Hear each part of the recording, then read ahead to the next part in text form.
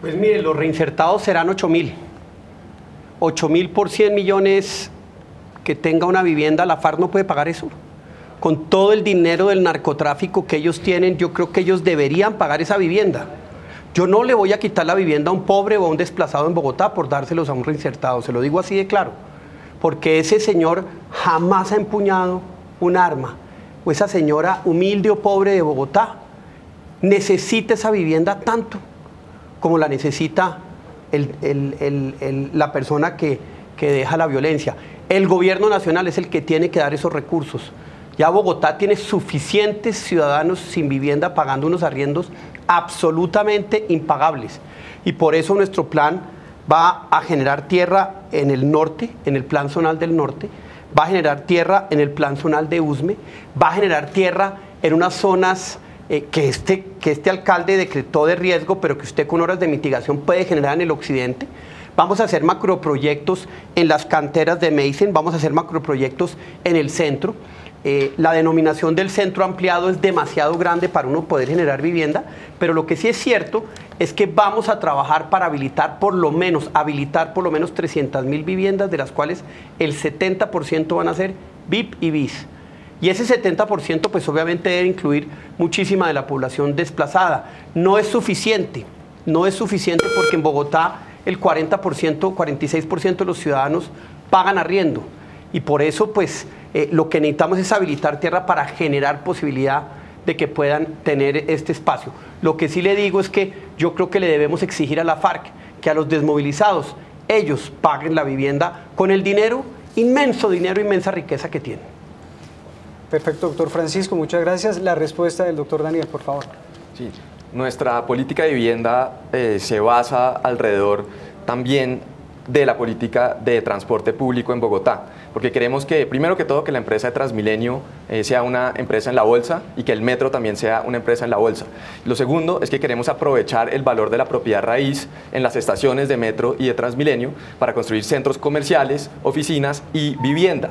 Entonces, al construir digamos esta oferta de vivienda, se pueden implementar políticas públicas para incluir a los más necesitados, entre ellos, si es el caso, con un proceso de selección muy estricto, a desplazados o personas que vienen del conflicto armado. Y esto es importante porque es esencial que si se construye un metro, que sea un metro que genera ganancias y que genera utilidades, porque la mayoría de los metros del mundo son subsidiados. Entonces, con este proyecto que proponemos, los centros comerciales, oficinas y viviendas crearían utilidades por la ciudad. Con eso se puede financiar la construcción del metro, de nuevas líneas, de ampliaciones, de reparación.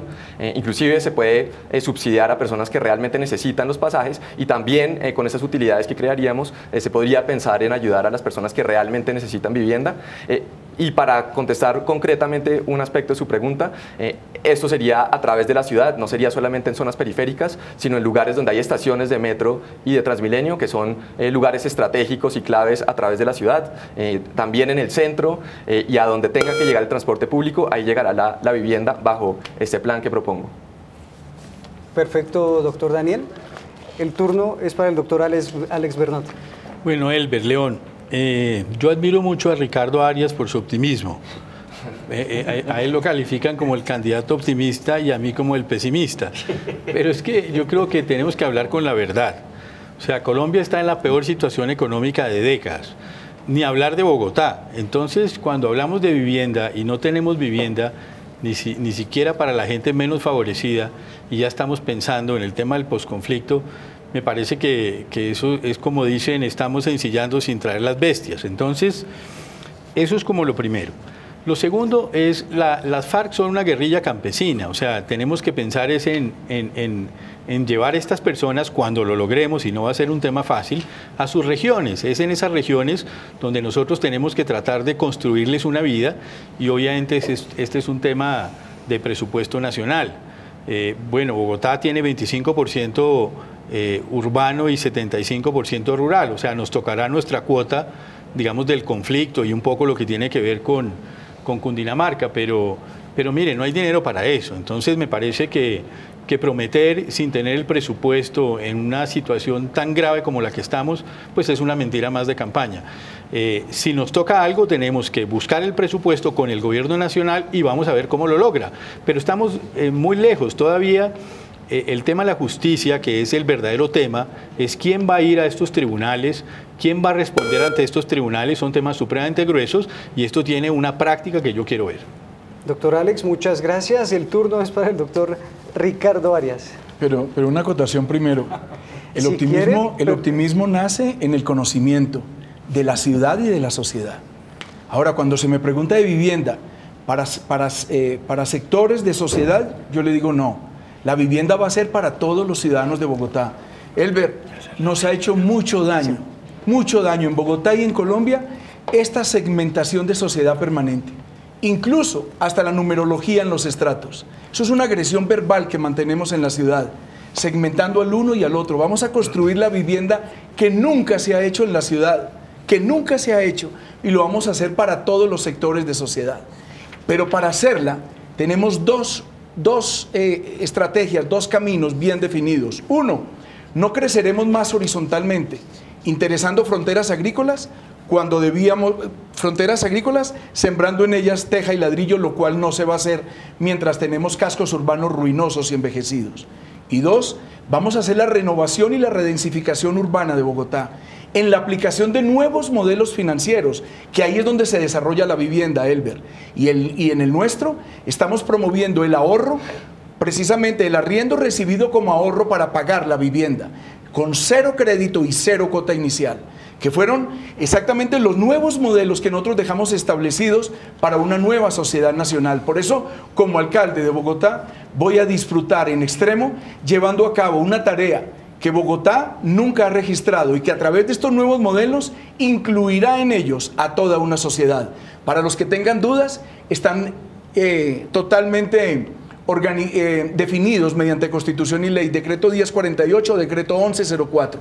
Ahí están los dos modelos sobre los cuales se basa la política de vivienda nuestra. No es optimismo, es realidad. Nosotros podemos hoy construir toda la vivienda que la sociedad requiere a través de nuevos modelos que permiten que el arriendo se convierta en la forma de pago de una vivienda en propiedad. 0 crédito, 0 cuota inicial.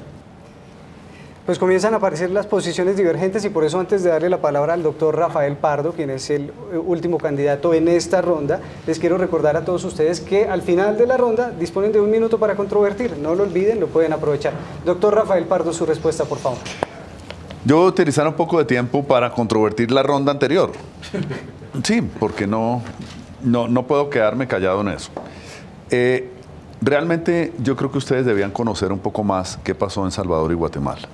Porque allá la violencia empezó a surgir después de los acuerdos de paz porque desmontaron los ejércitos.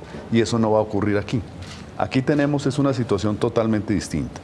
Lo que podemos tener con un acuerdo de paz es un dividendo de paz para la seguridad de Bogotá. Hice el cálculo. Aproximadamente hay entre 46.000 y 48.000 hombres de la policía que están hoy cuidando torres, cuidando puentes, cuidando infraestructura, en un papel que no es propiamente policial. Con un acuerdo de paz, buena parte de estos 46 o 48.000 hombres pueden ir a las ciudades en otras funciones. Y Bogotá debe tener por lo menos un 16-18% de esta fuerza que no tiene por qué estar ahora cuidando torres ni antenas de comunicaciones. Son aproximadamente unos 7.700, 7.800 hombres de la policía que tienen que ser reentrenados y reentrenados en una escuela que creó Antanas Mocus en su segunda alcaldía y que abandonaron las alcaldías de izquierda. Una escuela para reentrenamiento de los policías para Bogotá. Yo la voy a poner en práctica, voy a hacer todo el esfuerzo para que estos 7.800 hombres puedan realmente servir a una seguridad de Bogotá. Entonces las visiones catastrofistas de que esto se va a volver como quién sabe qué y no sé qué, ignoran la realidad de cómo fueron los acuerdos en Centroamérica. Y aquí eso no va a ocurrir, al contrario. En seguridad vamos a tener un dividendo de paz muy importante, que es un aumento de la policía, pero la tenemos que reentrenar para que sirva en Bogotá, para los bogotanos y para la seguridad de Bogotá. Tenemos derecho a réplica. Concluimos entonces la Derecho a ronda réplica. y veo que nos levantan la mano. León. Yo también tengo derecho a Fue el réplica. primero que la levanté. Vamos a conceder la réplica, ok, en claro. el orden Pero yo en que también. levantaron, en que levantaron la palabra. Todos Entonces, levantamos primero, la mano. el Yo doctor también. Alex. Yo primero, Todos Pacho. levantamos la mano. Muy bien. Doctor Alex primero, luego al doctor Francisco, luego miro las otras manos que se levanten. Ya tengo al doctor Daniel también. Doctor Alex. Primero decir que estamos de acuerdo en hacer la paz con las FARC, así como creemos que hay que hacerla con otros agentes violentos. Me da pena contradecir al doctor Pardo de lo que pasó en Centroamérica. Mire, lo que pasó en Centroamérica fue lo siguiente: hicieron los procesos de paz y se repartieron las instituciones, unas las convirtieron, les cambiaron el nombre y finalmente el presupuesto era el mismo. Entonces le asignaron a esas guerrillas desmovilizadas un presupuesto y sobre eso no construyeron una nación. No podemos decir que Centroamérica es un ejemplo de desarrollo. Eso no significa que aquí tenemos que hacer lo mismo. Nosotros podemos hacer este proceso completamente diferente. Necesitamos mucha inteligencia emocional del gobierno para entender que el drama de Colombia es la pobreza, la desigualdad, la concentración de la riqueza, el control de unos pocos del 70% de la tierra, la contrarreforma agraria que se ha hecho en los últimos 20 años. Entonces, lo que pasó en Centroamérica es un muy mal ejemplo. Creo que tenemos que hacer un nuevo proceso de paz y bueno, tenemos que reinventar esta paz que no hemos conocido nunca, ni siquiera en 500 años. Doctor Alex, muchas gracias. Francisco Santos quería hacer Mi mamá uso del decía, derecho a ni réplica. tan ni muy, ni tan catastrófico, ni muy optimista como lo plantea el doctor Pardo. El doctor Pardo está hablando como Juan Manuel Santos, que ya salió a Naciones Unidas a decir vamos a mandar militares para acá y para allá y no hemos firmado nada. Minutico. La seguridad no sea así de tan rápido como usted la plantea, doctor Pardo. Siguen las BACRIM, siguen las organizaciones que explotan el oro ilegalmente, sigue el tema del narcotráfico.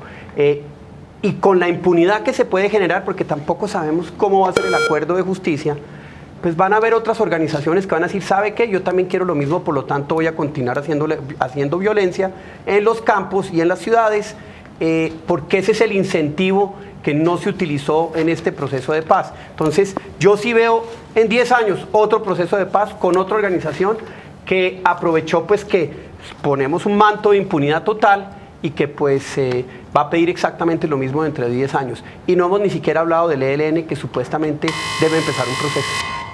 Era el doctor Francisco Santos, hace una alusión directa a su vecino de la silla izquierda, pero me pidió primero la palabra Daniel. Entonces, va primero el doctor Daniel, luego Rafael Pardo, y luego le pregunto al doctor Ricardo, no lo oí levantar la mano. Bueno, Ok. está bien. Bueno, vamos, doctor Daniel primero. Sí, yo le diría al doctor Pardo que obviamente los procesos de Guatemala y El Salvador no son el modelo a seguir, pero, sin embargo, la violencia actual en Guatemala y El Salvador ve su reflejo en México. En México, las últimas cifras que yo vi era de más de 60, 70 mil muertos en 6, 7 años a causa del narcotráfico, y México, tal como Guatemala y Salvador, es un país transportador, no es un país productor. Entonces, definitivamente, la razón real de la violencia en Guatemala y en estos países, más allá de malas políticas públicas o mala estrategia, es el narcotráfico. Es el mismo problema que vamos a seguir teniendo en Colombia aún después de los acuerdos, y por eso yo reitero que la paz real en Colombia empieza con un debate real acerca de la legalización de las drogas, porque no vamos a vivir en paz hasta que enfrentemos el hecho de que hay que legalizar, porque es un producto que va a seguir produciendo violencia mientras sea ilegal. Tiempo para la réplica, gracias doctor Daniel, de Rafael Pardo. Hay que distinguir cuál es el papel del ejército y cuál es el papel de la policía, y eso es fundamental. Recientemente el comandante del ejército anunció un proceso muy importante, que es el inicio de un proceso de transformación hacia una nueva doctrina militar. Pero planteó el comandante del ejército, asunto que tenemos que tener en cuenta, que no significaba disminuir el número de hombres del pie de fuerza del ejército. Entonces, eso es fundamental porque no se va a descuidar la seguridad. Pero la policía hoy está cumpliendo funciones de cuidado de infraestructura, que si hay acuerdo de paz, y por supuesto yo supongo, y es el tema del programa, de si hay acuerdo de paz, no venimos a discutir si lo hay o no, sino ese es el supuesto del programa. Yo lo quiero y yo creo que va a tener lugar. Ahí podemos liberar por lo menos 46 a 48 mil policías, de los cuales podrían llegar casi 8.000 a Bogotá, que hay que reentrenarlos. Entonces, ese es un dividendo muy importante, no tiene que ver con desmantelar el ejército, ni con cesar el esfuerzo sobre otros grupos delincuenciales. Rafael Pardo, muchas gracias. Finalizamos esta ronda con la réplica del doctor Ricardo Arias. Pues, más que réplica es comentario. Yo quiero situarme como lo que voy a hacer como alcalde de Bogotá. Si yo me sitúo en ese escenario, para mí el escenario de la paz es una fortaleza inmensa que voy a tener en el manejo de la ciudad. Entonces, cuando uno mira, cuando uno está administrando, cuando uno está gerenciando, uno tiene que mirar las debilidades y las fortalezas, y la fortaleza es una inmensa oportunidad que vamos a tener para Bogotá. Los problemas que hoy tiene Bogotá, o sea, su historia pasada, quedarán superados precisamente en el buen aprovechar de la circunstancia y en el poder proponer entonces los temas siguientes que requiere una sociedad.